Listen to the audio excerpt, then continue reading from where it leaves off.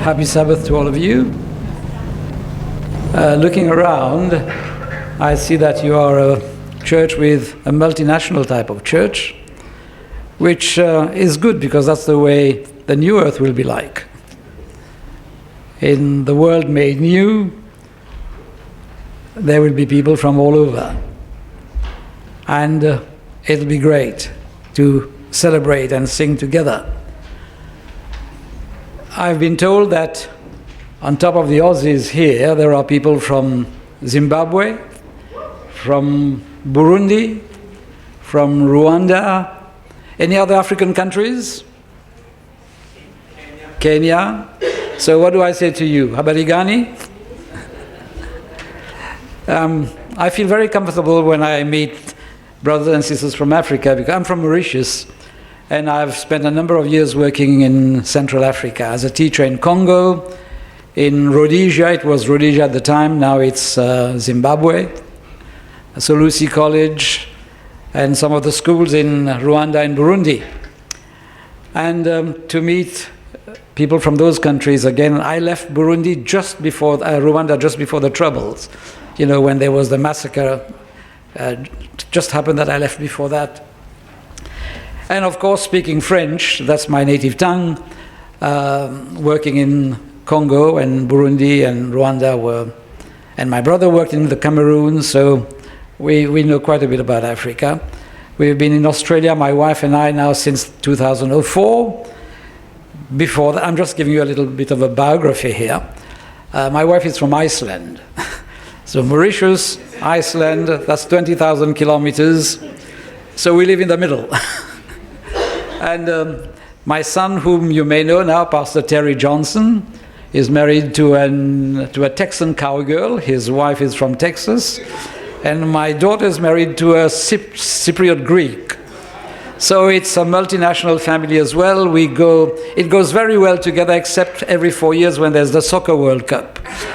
Then we kind of argue a little bit about which country has the best team. You know, the Lord does things in very interesting ways and unexpected ways. You know, is it Pam and she talked about that story from the girl there in that small village in Bangladesh, I think it was. And then one of the brothers talked about your program that you are launching, that will have things done to help people overcome their emotional problems and any other type of problems. And I didn't know when I was invited to preach on this Sabbath that this is the Sabbath you'll be launching it. Because when I'm invited to preach for the first time in a church that I've never been to before, I bring a team with me from ADRA Blacktown because I'm the manager of ADRA Community Center in Blacktown, and this is what we do, what you're going to start doing pretty soon. And I can say that you'll have somebody who's very qualified to do it, that's Wanda. Wanda and I worked for many years together doing counseling at ADRA Blacktown, then she got married and came here. And so I think she's going to be part of that program probably with her expertise. So what we're going to do today is tell you a little bit of what we do at ADRA Blacktown. I have a lady there, her name is Nancy. Usually there's a team of 3, but one of the 3 couldn't make it. So Nancy and her husband are here. And Nancy is going to tell you a little bit of what we do over there. And I will wrap up with a theological understanding of why we do it. You know, everything Christians do must be based on a biblical concept. I would assume that you agree with that. And so the second part of the presentation today will be sharing with you the biblical foundation for why we do the kind of work at ADRA and the kind of work you are invited to be part of. But just before I ask Nancy to come over here, the Blacktown Community Center focuses on 3 main things. Counseling is the big one. We have a food program. We give food to hungry people. And then we do case management, helping people with a number of issues, writing their documents for them, filling in, doing the paperwork and things like that. A bit of statistics. The last ones I have are from last year. Over 4,000 people came through our doors. Now, there's only 3 of us working, plus a few other volunteers. Well, all of us are volunteers except one.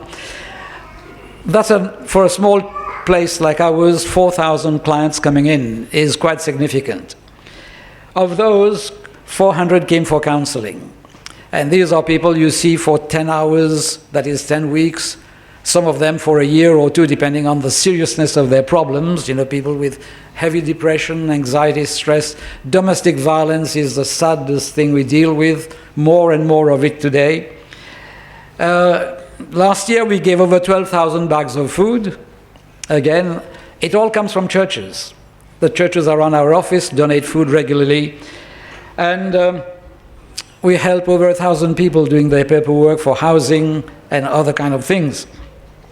And we do all that with 1.5 budget. My associate is the one complete budget. I'm the 0.5 because I'm retired. But I still work 40 hours a week, but that's all right. I enjoy. I wouldn't know what to do if I didn't.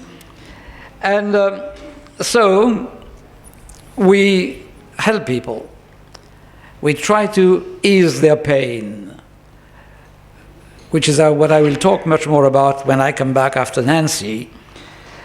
We also try to help them spiritually. So on Sabbath afternoon, I lead out in a support group program, which attended by 12 to 20 people. It varies. These are clients who are struggling with drugs and alcohol, who are giving up the bad habit, and then they lose their friends.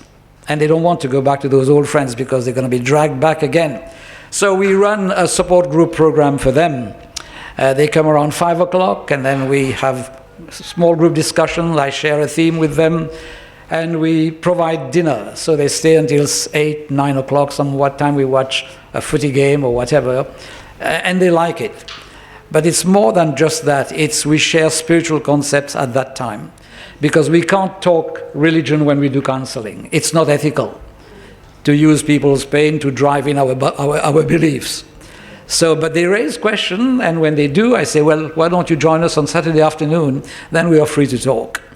Two of them were baptized a couple of years, 2-3 years ago. Others are asking about baptism, but the point is not to baptize, it's to bring Christ to them and to free them from their captivity, their different types of prisons that they're in. Just before I ask Nancy to come, I'd like to say thank you to Hayden. Beautiful piece of music. I heard that for the first time sung by a Portuguese soprano in a concert back in Toronto in 1988. And that tune remained all the time. Hearing it today brought back memories, and thanks very much. I wish I could stay for your concert, but I have to go back for the support group this afternoon. But maybe you'll come and play for our support group one day. And by the way, that's one thing we try to do, raise their level of understanding and knowledge from the mundane to something better. So we do share some classical music with them as well. Nancy. Nancy is from Tahiti. She speaks French, but she can speak English because her hubby is Aussie, and she had to learn to speak English before she fell in love with Mike.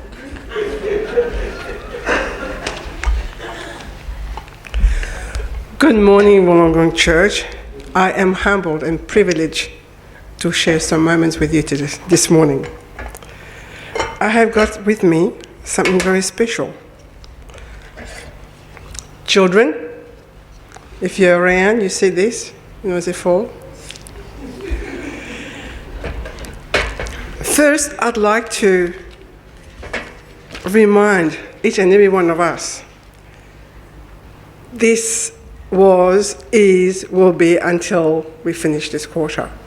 I am so glad and was so happy when I first saw it. I go, yes, ADRA. Well, first I need to change my glasses. When you get grey hair, you got to change glasses. As Eddie just said, my name is Nancy. What's Nancy from Tahiti doing here in Australia? Very quickly, I came to Avondale in 1970, did a 2-year course, and I've been here ever since. My late dad was also a pastor.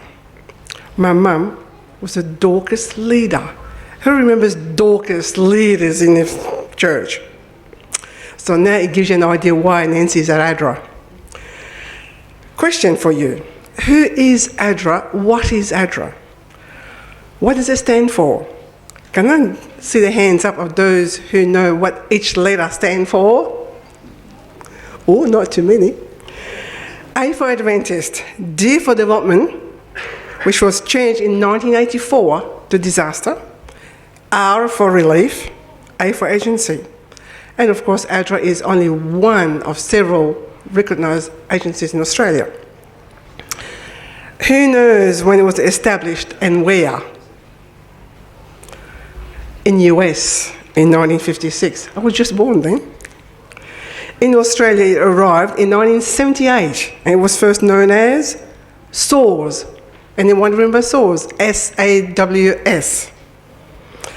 And it was changed to ADRA in 1984.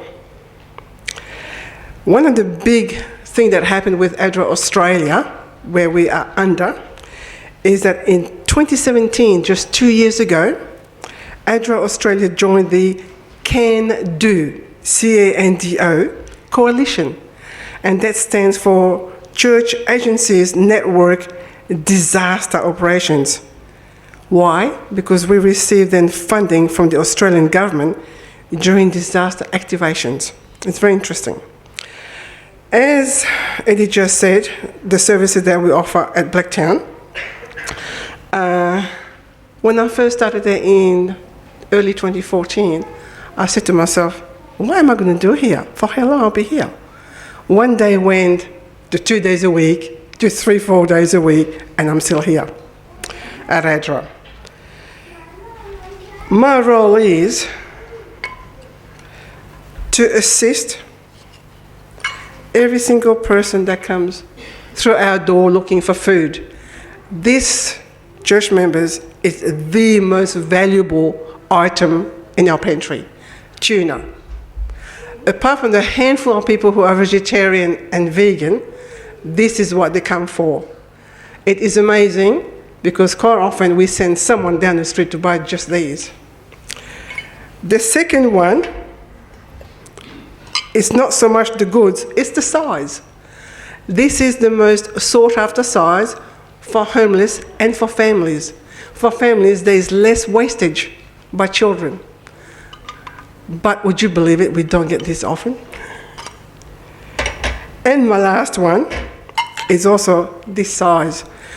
Baked beans, who likes baked beans? Spaghetti, and anything of that size makes it easy for our staff, our members, to put a parcel together. We have had people coming in for all walks of life.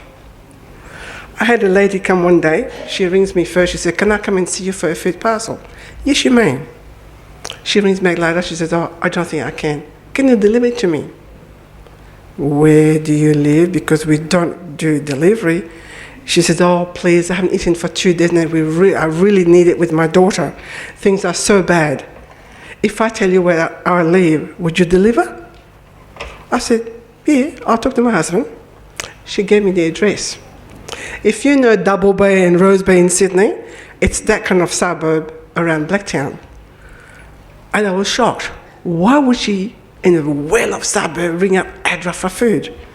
But we did. I put a little parcel for her and her daughter, and we did. When I got to the door, she said, you know how I know about ADRA? No. Months ago, some children came to my mailbox and put all these brochures in it. We'll be back in 2 weeks' time to pick up food parcel. Give it. Help us. We need needy people in the Blacktown area. So I kept a piece of paper, and now I'm in such need. We haven't eaten for about 2.5 days, just bread and biscuits and things, and we're really starving. So I thought I'll ring to test. And you did bring me the food. It took us a while to find her house, because it was a very, very nice house, but there was nothing in it. All the furniture were gone. I didn't get involved with anything else, I just gave the parcel. 2 months later, she gives me another call. She says, I am going to do an online order for Blacktown. Would you accept it? I said, oh, yes, please. That would be lovely. She gave me the details, and I was shocked when I was knocked on the door and delivered over $200 worth of food that she ordered and delivered straight to ADRA. We were just past her place the other day, and I said to my husband, Mike, I wonder where she is, what's happening to her?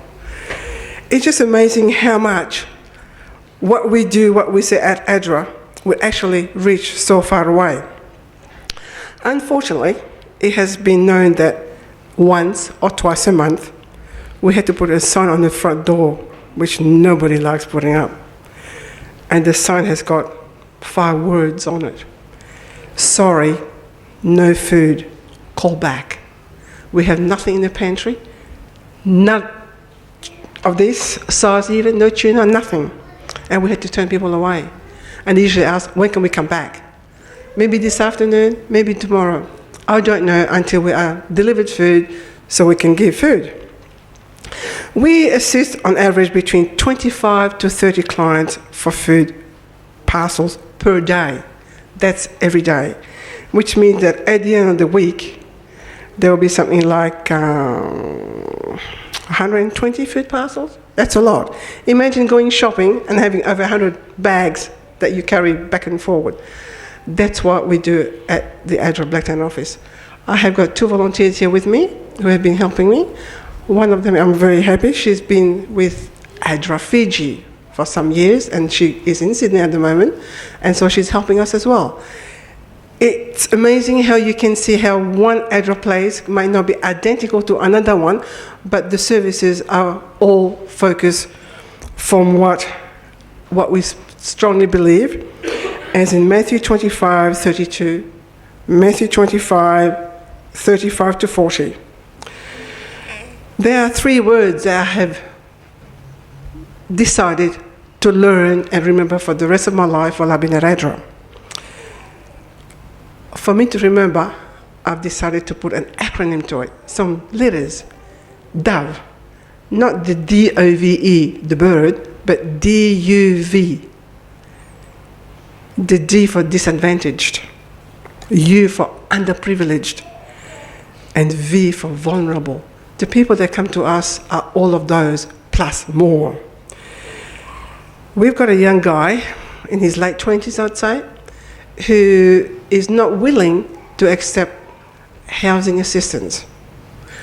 So I asked the other day, why? He says, I've got a tree. I want to live under my tree. As long as you can give me some food on a daily basis, I'll be happy to talk to God under my tree. So we had to respect that.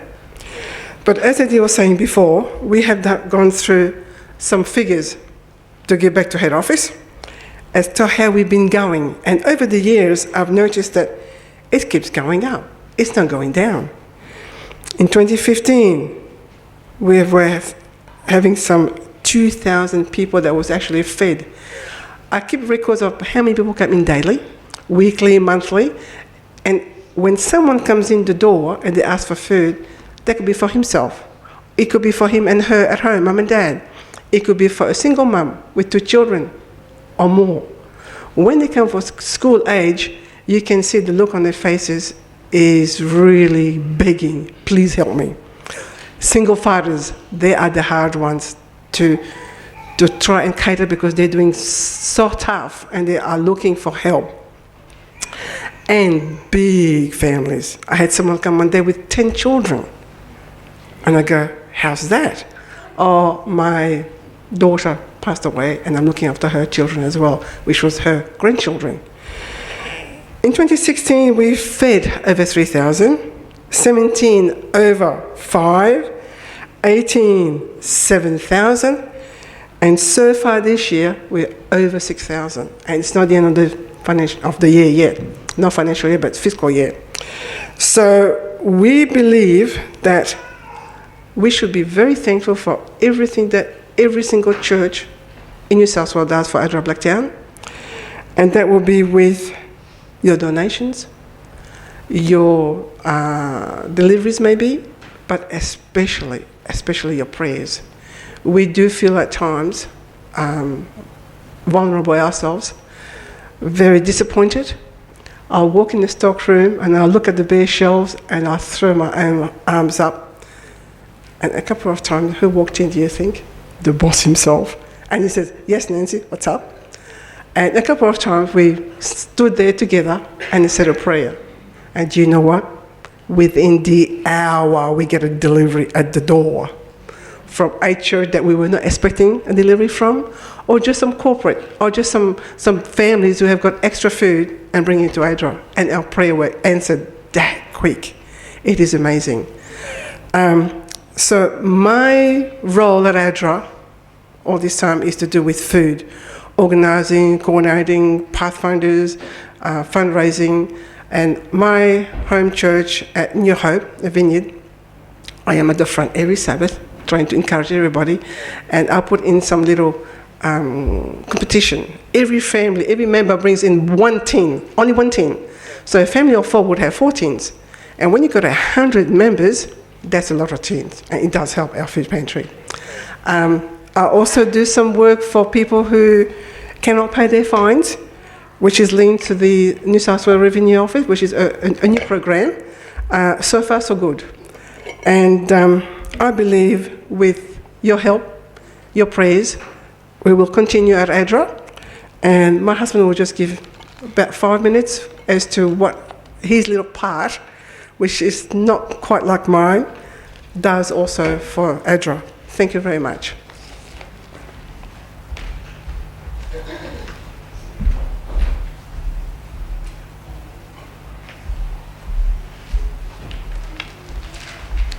Good morning, everybody. Or is it a morning? Oh, close. My name is Mike, as mentioned, and I got this little piece of paper that's coloured on one side here, and it's got some colour on there as well. So I'm not quite sure which colour I'm supposed to be reading. My work as a volunteer at ADRA Blacktown is probably the duties that I do covers probably a large area, but I don't do anything as qualified except for systems administrator. We have computers. We have something like 14 computers, and I maintain those, plus a PABX, which needs adjustment every now and again, and I help with that. Within the computer side of things, everybody needs an email. So we're creating our own emails, and so that people can have those. I also do some duties which are little things to assist clients that come in and they need paperwork to be done. So I will sit down with them because they are stressed and sometimes they just don't know how to use a computer. So I help out with that so that they can sit down and fill out their forms that they need to complete. I also do things like signing documents as a Justice of the Peace because I am a registered Justice of the Peace. So anybody who needs a stat dec or anything like that signed, I will do that as well. I also bring up the food. We have 2 flights of stairs which we need to carry the food from the back door up to our food pantry. So I give a hand doing that, and Pastor Eddie also does that. And some of our girls that are volunteers, they also grab hold of the bags or boxes and carry them upstairs as well. I suppose there are many more things that I could assist with and would be happy to do so as well. At the end of the day, when you see these clients of ours go away with a happiness because we at ADRA office have made a difference in their lives by taking the stress away. It makes us feel good because we then talk about the successes that we have to our manager. I'd just like to make mention, and Nancy also mentioned it, Matthew 25, it's where Christ is talking to the people and he says, "Then the king will say to those on his right, 'Come you who are blessed by my Father, inherit the kingdom prepared for you from the creation of the world.'" This is from the New Living Translation. "For I was hungry, you fed me. I was thirsty, and you gave me drink. I was a stranger, and you invited me into your home. I was naked, and you gave me clothing. I was sick, and you cared for me. I was in prison, and you visited me." And the king will say, "I tell you the truth, when you did it to one of the least of these, my brothers and sisters, you were doing it to me." Thank you, Eddie.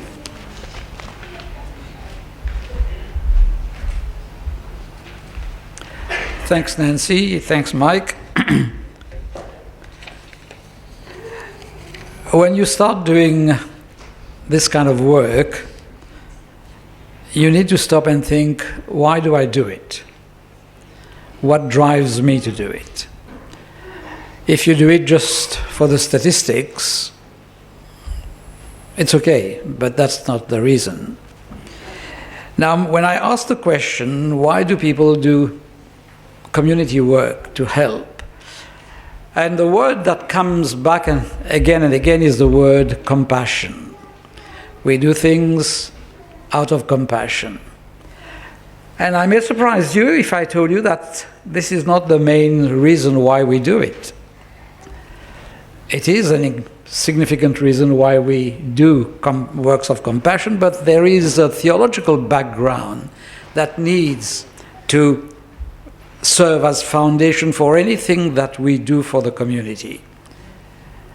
Whether it's evangelism, the normal style evangelism, whether it's community service, whether it's doing a concert for the crowd, why do we do it?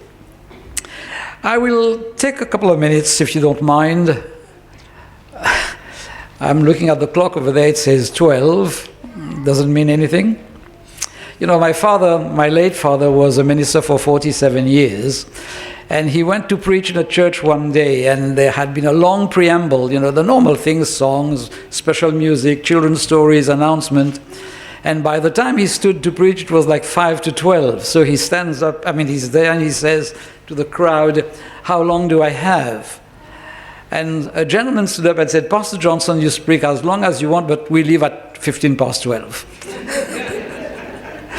So I don't know if this is this kind of church or not, but feel free.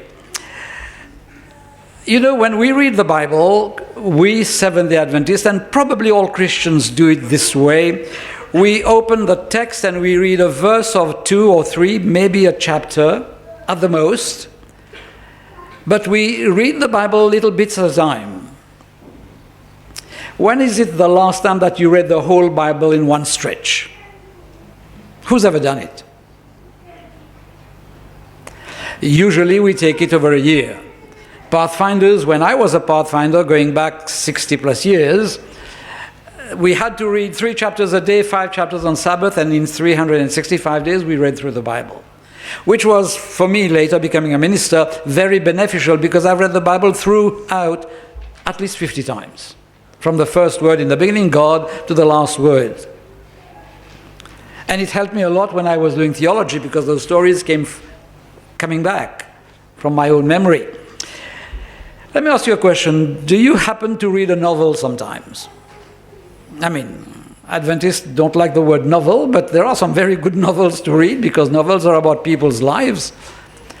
Now, if you read a novel, do you read a few verses, a few lines every day, then you go and do the same thing the next day, another few lines? Who reads a novel like that? Or if Haydn comes and plays the first few bars of Via Dolorosa, then we say, okay, next Saturday you'll play the next 4 bars. But that's what we do with the Bible, isn't it? And we miss a lot. God did not give us the Bible to read this little bit at a time. He gave us a whole story. Because the Bible is one single narrative. The narrative that focuses on lost people that need to be, what's the word? Saved. How it started, beautifully, how it went awry, then everything else until God puts it back together. And I would suggest to you that because we seldom take time to read the text in a flowing way, we miss a lot. We are very good at finding one text here to say why we keep the Sabbath. Actually, every SDA that I know can quote 10 verses why they keep the Sabbath. These are the 10 verses you learned when you did Bible studies for baptism. And will I shock you if I said that half of the verses that we usually know do not address the Sabbath particularly? We take them out of context and make them say what they don't say. And people who know theology will challenge you on that. They'll say, you've picked that verse. Let me give you an example. In some churches, you have this text, the Lord is in his holy temple, let everybody keep And we say, you see, you've got to reverence the temple. That's got nothing to do with reverencing the temple. It has to do with judgment. When God will be in judgment, everybody keeps silent. So to take that text to make little kids keep quiet in church is a misuse of Bible. Now, again, that may be shocking, but we need to be very, very honest when we use the Bible. So let's quickly, because it's 12:05 now, let's quickly see the narrative that, to me, is foundational to what ADRA does, to what every church should be doing. The narrative is about God creating a beautiful world. And in Isaiah 45, it says, God says, I am the Lord God, I have made the earth to be, what's the word? Do you know the text? To be inhabited, and not to be a desert place. That was God's goal. Now, another thing that you need to know, and I'm pretty sure your pastor does that kind of teaching as well, at least I would hope that pastors do that. To understand the Bible, we need to put it back in the context when it was written 5,000-6,000 years ago. Or more, who knows? What did it mean back then to the people who for the first time read it or heard Moses talk about it? You see, for us, we look at the creation story from a modern point of view. God said, and it was. For the people 5,000 years or 6,000 years ago, it had nothing to do with that. Creation, heaven and earth put together, God in the beginning created the heaven and the earth. In their mind, that meant God is building a temple. And in a temple, who do you find? God. So what does he put in that new thing that he organizes? He puts a man who is created in his own image and likeness, an effigy of God, because in a temple there needs to be something that represents God. So Adam was to be that, the representative of God in that temple. And as such, Adam's work was to receive blessings from God and pass on to creation, and bring back to God the gratefulness of creation through worship. That was Adam's responsibility.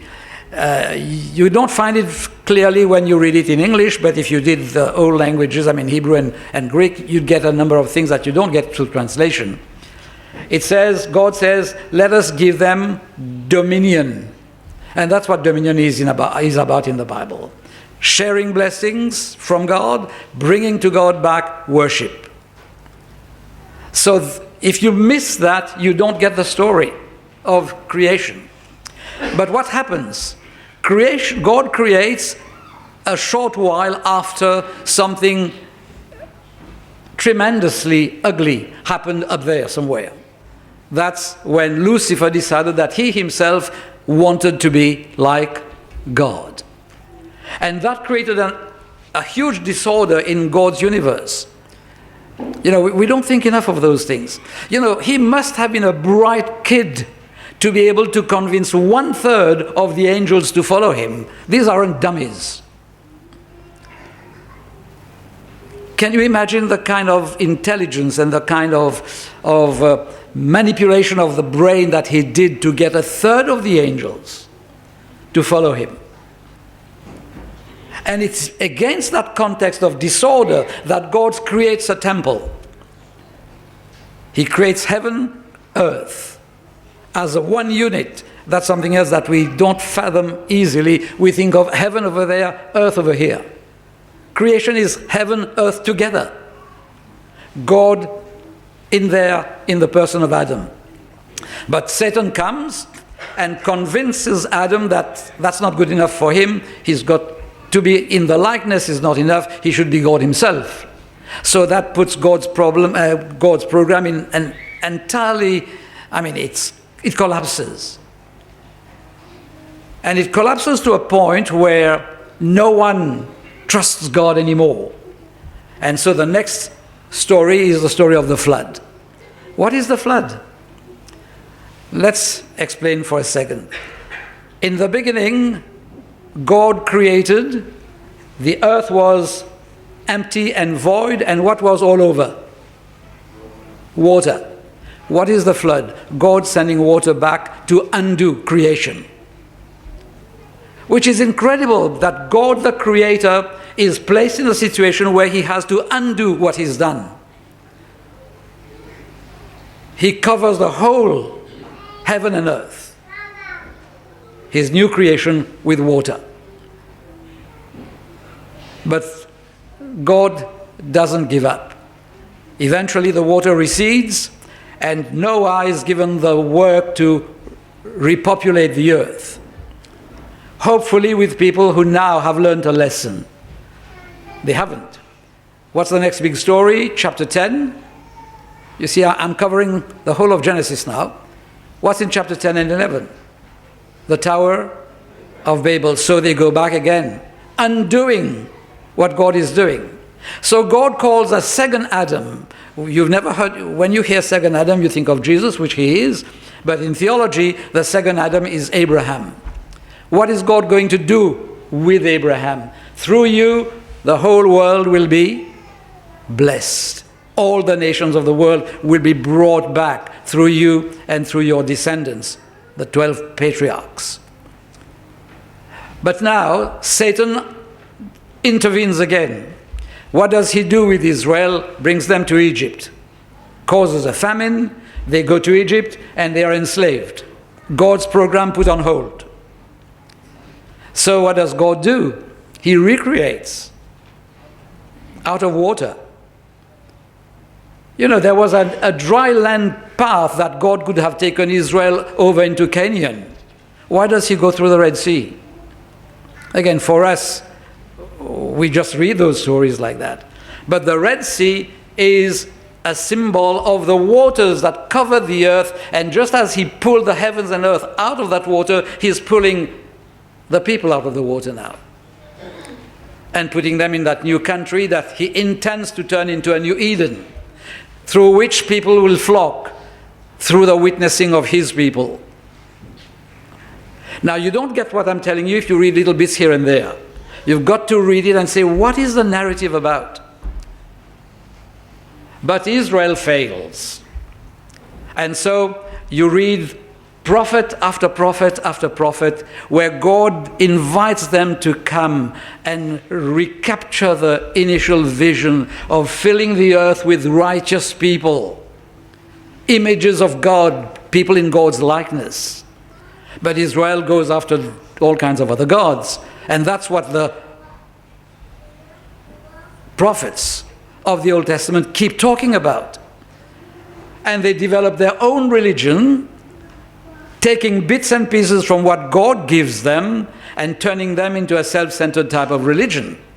And God is so disgusted, he said, who asked you to offer sacrifices to me? Now, who instituted sacrifices? God did. And then he said, who asked you to do it? So is God contradicting himself? And he says, I hate your sacrifices, I hate your Sabbath keeping. Maybe he's saying that to us as well. I hate your Sabbath keeping, I hate your celebrations or whatever. Why did God say that? Because they had used God-given blessings and turned them into self-benefiting religious activities. And I'll tell you something very straight. If you come to church on Sabbath because by keeping the Sabbath you're going to heaven, we are just like Israel, doing the right thing for selfish purposes. You don't keep the Sabbath to go to heaven or to be saved. So Israel fails and fails and fails. But let's go back a little bit. I went a bit too fast. Come out of the Red Sea, a new people. The first thing God gives to that new people is a new lifestyle. We call them the 10 what? We shouldn't call them the 10 Commandments, because in the Old Testament, it's not called the Old Testament, it's called the 10 words. Now, what do words do in Genesis? They create. So God gives 10 words to recreate us into his likeness. It's not commandments we have to follow to please God or to be saved. It's God saying, by following those, through my power in you, you're recapturing this image of God's likeness. Because that's the way God is. First 4, God is holy. Second 6, everything is sacred. A holy God creates sacred things. Family is sacred, fathers and mothers, number 5. Life is sacred, number 6. Marriage relationship is sacred, number 7. Property is sacred, you don't steal. Speech is sacred, number 9. Don't say things, don't use the words to create wrong things. Words create. Right now, my words are creating ideas in your mind. Maybe positive ideas, maybe negative ideas, I don't know, but it's creating ideas. And that's what we do with counseling. We don't tell people what to do. We use words, and they pick the words and they say, how can I apply that to my life? So the 10 words, reclaiming people back to that original likeness and image of God. And then God, when Adam sinned, God left because Satan had become the owner, the prince of the world at that moment. Jesus calls him the prince of the world, you know that. The prince of the world comes and has nothing in me. There's this beautiful story of Job. What is Job's story about? It's not about suffering, primarily. It's about the challenge, the spiritual battle between God and Satan. God calls all the representative of the worlds, different worlds, whoever they are, in some sort of a huge board meeting. And Satan comes. And God looks at him and says, what are you doing here? What does he say? I'm coming here because I am the representative of the earth. Now, you don't find the word representative in that story, but you have a cultural picture. I've been walking to and fro over the surface of the earth. In those days, when you said that if you were to say, I own my home, you don't say, I own my home, you say, I walk in it. Because I put my foot in it, it belongs to me. Again, knowing culture helps to understand Bible. So when he says to God, I've been walking up and down this planet there, so I have the right to be in this board meeting of all the representative of the worlds. And God doesn't dispute it, except God says, oh, is that so? Are you really the big guy out there? He says, yes. God says, but there's one guy down there. That doesn't belong to you, he belongs to me. And so what does Satan say to God? Yeah, he does belong to you. Why? Come on, you know the stories. Because you keep blessing him. Remove the blessing and he'll curse you. And God is cornered. He can't do otherwise. Everybody else is watching. Okay, God, what are you going to do now? So God has to allow Satan to attack Job. Because Satan has said, you're protecting him. If you didn't protect him, he'd be my boy. And Job stands firm. That's the story. So, the earth belongs to Satan. But when God brought Israel out of Egypt through the Red Sea, he says he gives them a lifestyle so that they will once again become like him, and he gives them a temple where he will reside. Exodus chapter 40, the last 8 verses, concludes that whole narrative from the creation. What happens?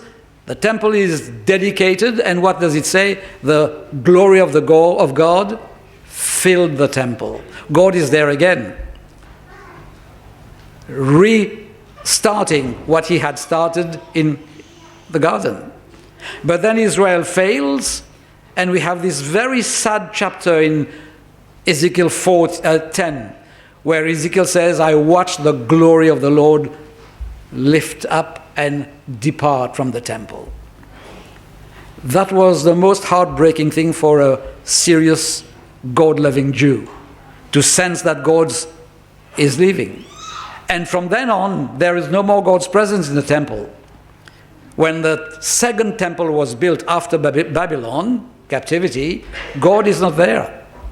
They go through the motion, but God isn't there. Malachi talks about it. Zechariah talks about it. The presence of the Lord is not in the temple anymore. But they had prophesied that God would one day come again. So then comes this angel who talks to this young lady and says, you're going to have a baby boy, and his name shall be what? Ima, which means God with us. So God says, I'll come back. But I will not come back in a temple made with human hands. So Christ comes and Christ says, destroy this temple over there. I'll rebuild it in 3 days. He was talking about what? The temple of his own body. So Christ is the temple.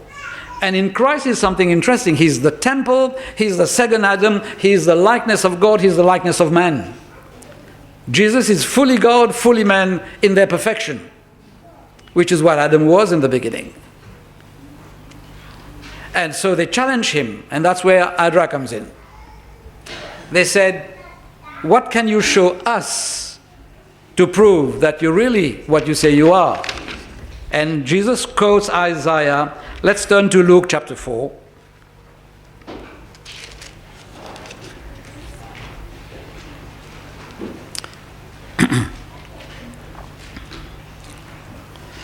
Luke chapter 4, verse 18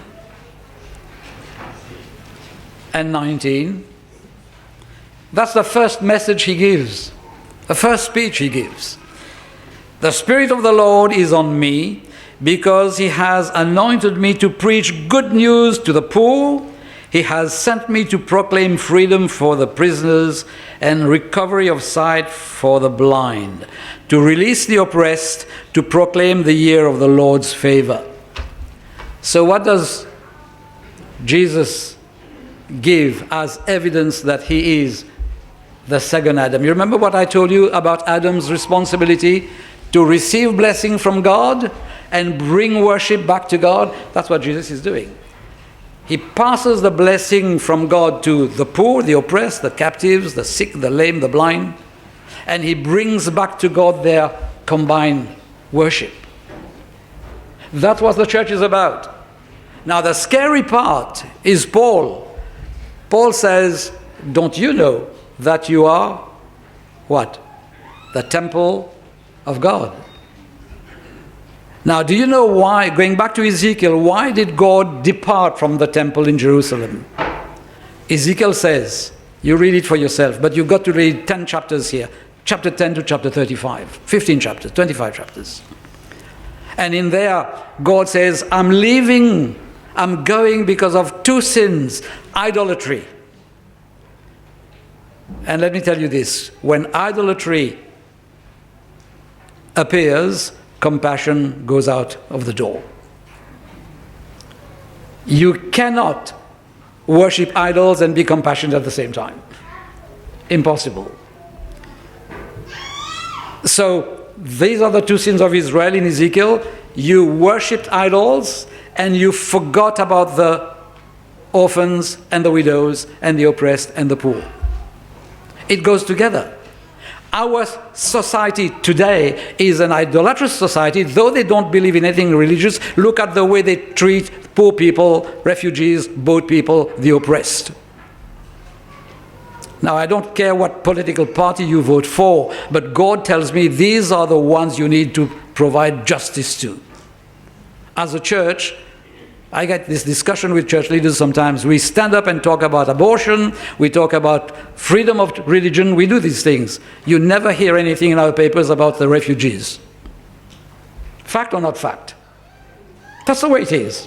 We are afraid of touching those things, and yet this is what Jesus is crucified for, because he stands up in front of the leaders and he says to them, you are neglecting the oppressed. Remember that you were a refugee in Egypt. So take care of the refugees, of the foreigners in your land. But we have this habit of putting them down. And nobody is standing up to challenge the authorities anymore. You can't maybe go to Canberra, but you can do it in your own circle. So ADRA is plugging into God's understanding, God's program of bringing back to him the captives.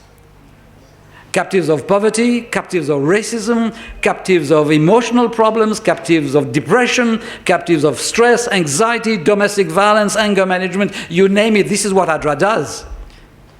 It's got to be done with compassion But compassion is not the driving force. The driving force is God is rebuilding Eden, and he wants to people it, repopulate it with people that he has saved.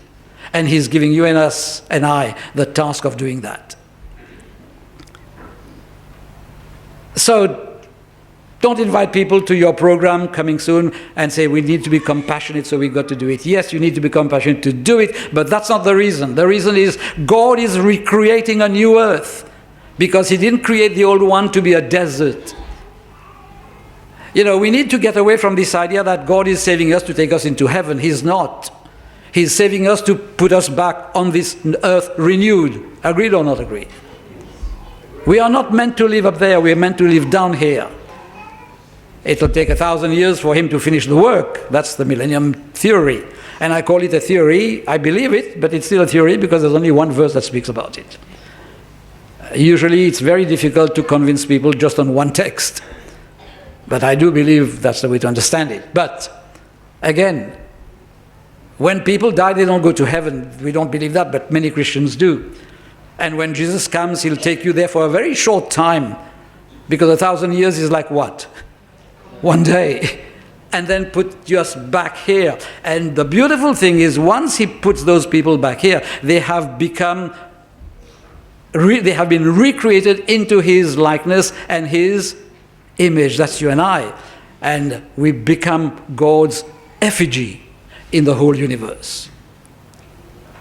That's tremendous what God has in mind for you and for me. You know the text which says in Psalms, he created men a little lower than the angels? You know that text, don't you? Have you ever read that text in Hebrews? Paul quotes Hebrews and changes it. He says, God created us lower than the angels for a short time. What does that mean? That after that, and this is what ADRA is doing, reclaiming people back to God through compassionate work, hoping that we can get them into contact with the Lord so that the Lord can recreate them into his image and likeness, to repopulate this new earth and new heaven that he is making, that he started to mend when Christ died. And from that new earth, people in his likeness will go throughout the universe, proclaiming God's love. Ellen White speaks about that we will go all over and tell them about what God has done. Because they don't know. They haven't experienced it. They know that God is love, but they haven't experienced it the way you and I experience it, because we've been sinning. We are sinners. So when you start looking at church work within that kind of background, it's not just, hey, brothers and sisters, can you come this afternoon at 3 o'clock to put pamphlets in letterboxes? I mean, who enjoys putting pamphlets in letterboxes? Maybe some of you do, I don't. And I remember when I was a kid, we would go for what was then called in-gathering. Anybody remembers the word in-gathering? It's called ADRA Appeal here today, but in-gathering, I hated it, but I was the pastor's son, so I had to do it. I remember the one time I did it, and that was back in Mauritius in 1955 or something. I was 13 years old or something like that. And we had to walk. We were assigned an area of the little town where we lived, and a friend of mine and I, we went. And you know, two boys coming in asking for money. Who gives money to two boys in shorts? So we got something like 75 cents, I think, after 4 hours. And we were tired, we were thirsty, it was hot. So we walk by a store and we see ice cream, and my friend looks at me and I look at my friend. And the 75 cents that we collected went into ice cream cones. But when we got back, all the kids were there, you know, $1, $2, whatever they had. And what about the pastor's son? Well, I'm sorry, but we had ice cream. And the following Saturday, that was again, it's changed now. As Pathfinders, the following Saturday, all the Pathfinders were there in front of the church. They removed my scarf, they removed my badges. I mean, that was very military in those days, you know, shaming me basically. I don't think that psychologically it was right, but back then, 60 plus years ago, they did that kind of thing. But what I'm telling you is, if you promote ADRA appeal, if you promote evangelism, if you promote whatever your church does in terms of a program, you've missed it completely. It's not about a program, it's about plugging into what God is doing, rebuilding or refurbishing or renewing, whichever word you want to use, his creation, because he did not create the world to be a desert. He created it to be inhabited by people who are in his image and in his likeness. That's what it's about. Which is why also we should never talk down to people. We should remember that God in his mind wants them to be in his likeness and in his image. Whether they be Aboriginal or black people or Chinese or whichever, don't talk down to people that God is recreating into his own image and likeness. We forget these things too often because we've been politicized. We don't belong to this world. This world is enemy of God. You know that as well. We are there. And also put away from your mind this non-biblical song, "This world is not my own, I'm just." You're not just passing through. This is your world. God wants you to do what you can to reclaim it for him. Some of those songs have taken us away from the biblical narrative. I get passionate about it because I'm looking at the church and I'm saying these are the things ministers need to talk about today, to recreate in church members this zeal and fire that the early church had when they were willing to face the lions in the arena of Rome as they reclaimed the Romans to God. That's what ADRA is about.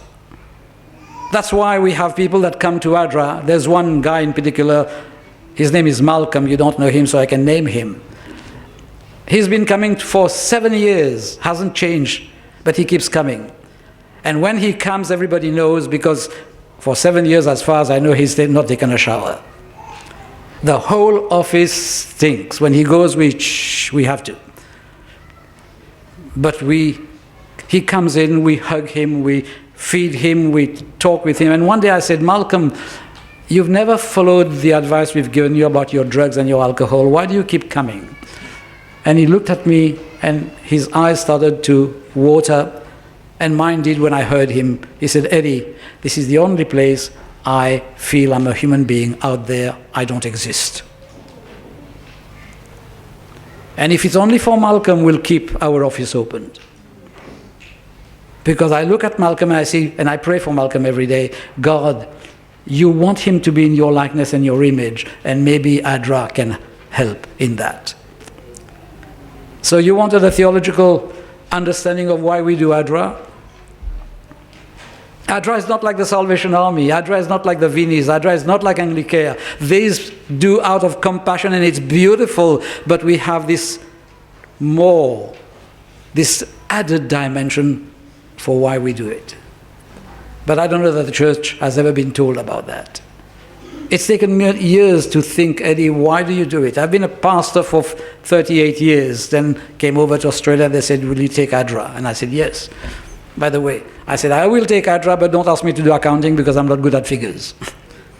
And you said, "You're the manager." I said, "Well, you can either have a manager that doesn't do accounting or a manager that will promote the gospel."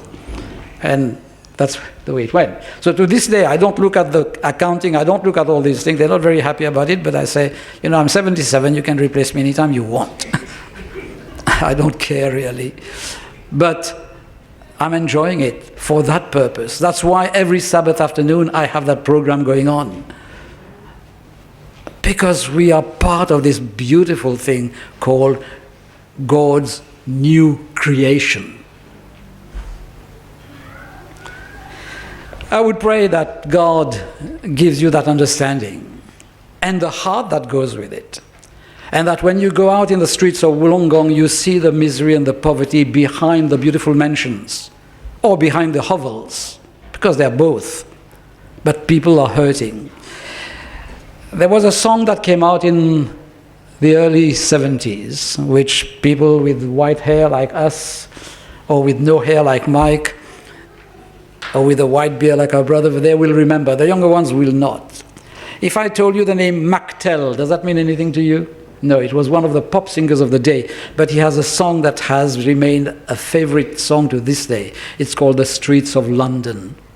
Anybody knows that song? Let's play it for you. I think I brought a little thing there. Is it called USB or whatever? Okay. Let's listen to that song, then we will close.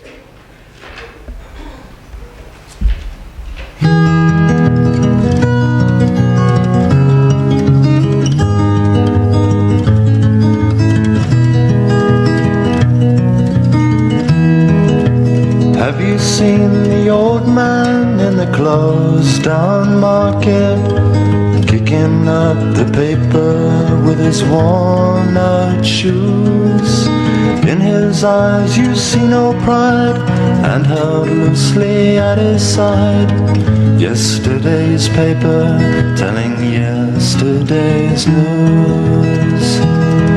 So how can you tell me you're lonely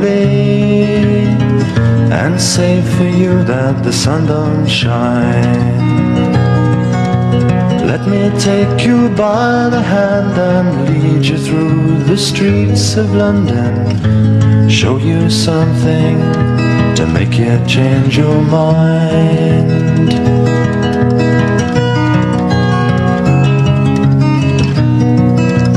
Have you seen the old girl who walks the streets of London? Dirt in her hair and her clothes in rags.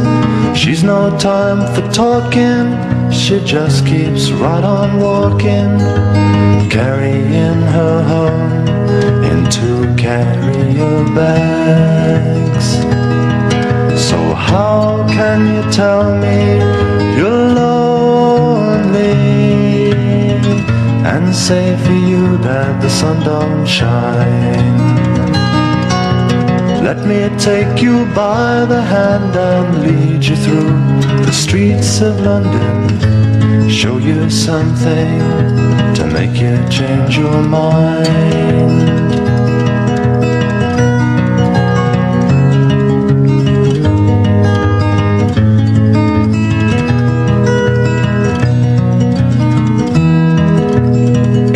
All-night cafe at 11:15, same old man sitting there on his own, looking at the world over the rim of his teacup. Each tea lasts an hour and he wanders home alone. So how can you tell me that you're lonely when you say for you that the sun don't shine? Oh, let me take you by the hand and lead you through the streets of London. I'll show you something to make you change your mind.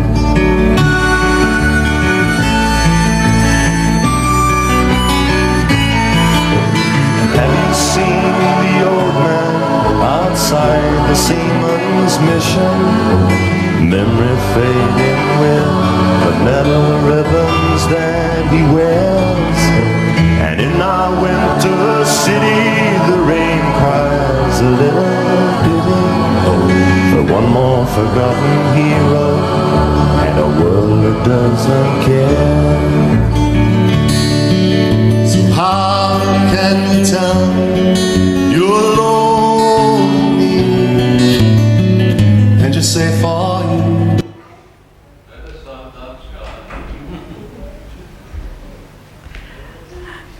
That song, I heard it, like I said, many, many years ago, and it stayed in my mind. And I thought, we are blessed, lovely church, warm clothes, nice houses for most of us.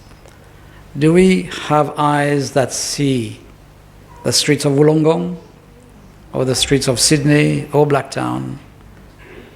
These are the ones that Jesus went first to.